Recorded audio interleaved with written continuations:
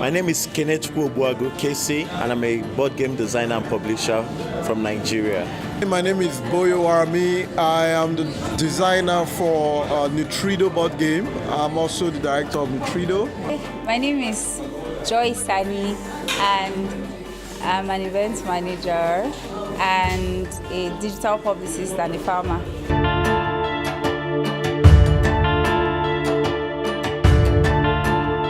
Basically, for me, board game started in 2013 when I designed board game for a friend. Then there was this ASU strike and he was very bored. So I thought of designing a game for him, and that was how the first game ever came about. And at that time, I didn't know it was a profession. I didn't know it was something someone could, do and want to continue doing that. And then subsequently, I designed other games. And in those moments, I found out that board games could be used as a means of expression, as a means to tell stories, as a means to communicate to people what I feel or what I've felt in the past or what I've seen other people feel.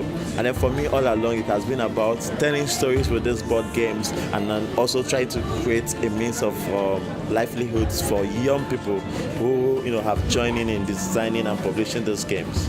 So we wanted to impart lives, because I learned so much about behavioral change strategy, and gaming is one of the opportunities for you to change the behaviors of people.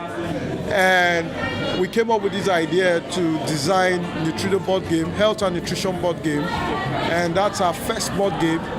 And consequently, we went further to increase the benchmark, and we did design a video game. Today we couldn't do that, but we have a video game, we have a board game. And Nutrido is one of our good products right there in the market, and it's doing well.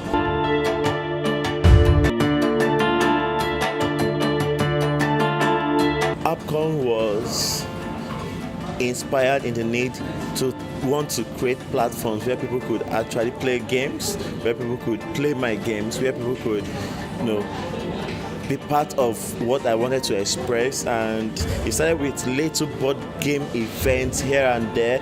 I could remember going to schools or going to parks and then trying to get people involved to play this game. So I met this friend, her name is Zainab, and we talked about trying to organize something that was bigger than both of us, and we named it AppCon, African Boardgame Convention, because it was a dream birthed in taking board games to people, taking board games to every corner of Africa. So I guess that was how the name African Board Game Convention was built, and how AppCon, was built. AppCon is a fantastic opportunity to bring innovators, players, board game enthusiasts, professional people in the industry, news people, all together in one place to promote African content. And this gives us an opportunity to express ourselves. We've seen wonderful board games, creative board games, and that cannot be found somewhere in the world. AppCon is trying to do something that hasn't been done before in Nigeria, which is really to open up the industry called tabletop gaming, and AppCon also strives to bring together people who are passionate about gaming, as well as introduce people who are not very knowledgeable about tabletop gaming to tabletop gaming, and also to promote the culture of tabletop gaming in Nigeria. So that's what AppCon strives to do.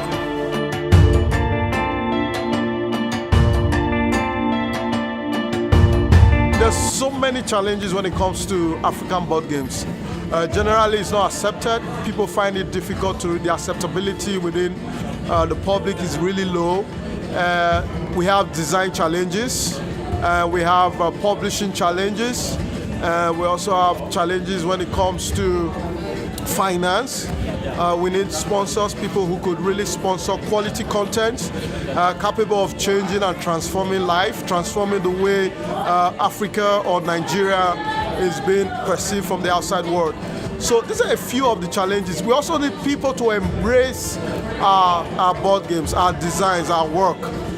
It will really go a long way to encourage us to do more creative stuff when it comes to the board games and video games industry for Africa.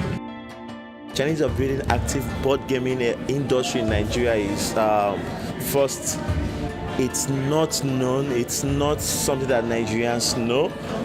People find it strange when I tell them that there are literally over 1 million games in Nigeria, and I just sometimes they're like, how do I convince these people? And that's one of the reasons AppCons are made. Now today, people saw games that they've never seen, and they are quite like intrigued about it. People are kind of, wow, it's this real, are these board games? So I think it's just the basis that people don't know that these games exist, and once we're able to fight that challenge, once we're able to overcome that challenge, I think we'll pick up. But this moment is about the awareness that Nigerians can design board games. I've seen people that have designed board games. I've met someone that designed board games when I was just 1 year old.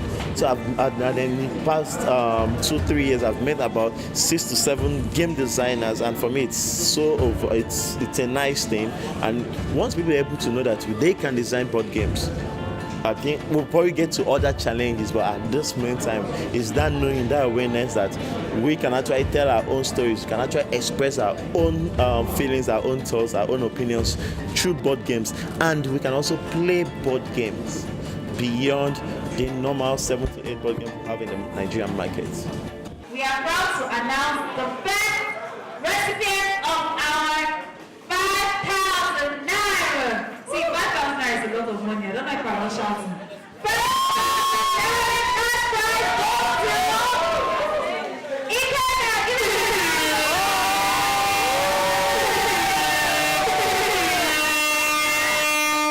I expected it to be sort of boring. Expected, people to just sit around tables and be drab. But like there was an electricity in the room today that was really palpable. It was almost like, in fact, it was exactly the same way I would feel if I was at a spoken word event or at a concert or watching a really interesting movie in a room full of people. With what I saw here today, it gives me hope.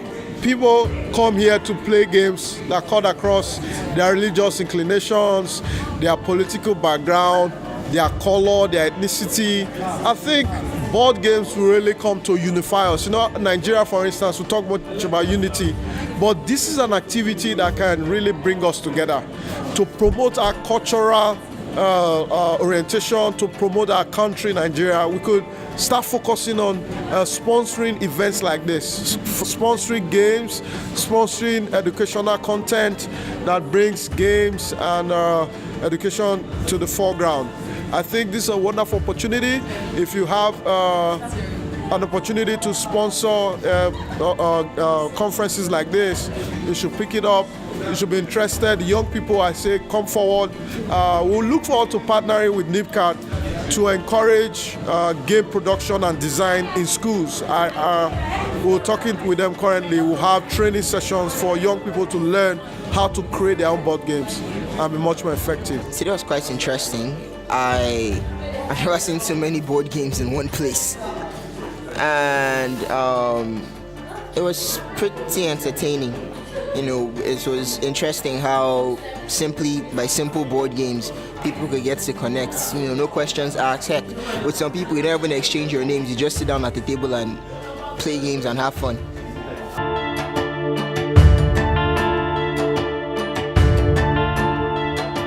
At some point, board game design and playing wasn't a hobby anymore for me. So I was looking at how this board game could benefit to young people, to me, and to the whole world at large. And then we came up with a company that publishes and produces games in Nigeria. And the reason is this: Nigeria is a country with a population of up to 200 million, and 70% of the population are young people. And then when you're looking at young people, about 60% of these young people who make up 70% of 200 million are not employed. So board game was a means to create a source of livelihood. And then the name Nibcard was born, or rather the company Nibcard was born. We have a mission that propels everything we do, from producing games, because we produce games that are cost effective, games that every Nigerian should be able to afford, so that we don't push this game to just the elites. So what propels us is out of our mission that by 2020 would have introduced 1 million homes to board games. Now we use the word homes because we identify that their homes are made up from two people to 35 people. So we're not looking at individuals, but we're looking at homes, because we believe in unity. We believe that board game is supposed to bring people together, and we want to introduce 1 million homes to board games by 2020. I know it's kind of far-fetched, but it propels everything we do. It propels the game activities we do. It propels the workshop we hold in IDP camps for children to learn how to design games. It propels the way we produce our games. It propels the activities we organize for board games, like AppCon and other activities. It propels game competition. It propels games we put on daily newspapers just so people could play these games. And then we try to make it, if it's not free, very, very low cost, so people get those games. So I would say in years to come, we are looking at Nibcard producing so many games, supporting so many designers, getting games of designers out there for people to play, and then in return create a source of livelihood, not just livelihood, secured livelihoods for those young people and for other people that are interested to come into the board gaming industry.